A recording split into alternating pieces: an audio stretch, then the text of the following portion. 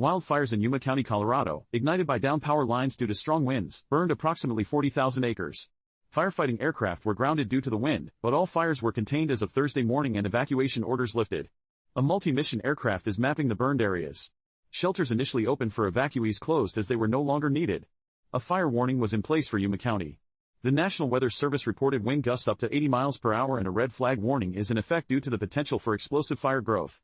An air quality health advisory is in effect for eastern Yuma and Kit Carson counties due to smoke. School is in session for Wray and Yuma school districts but not Liberty School District.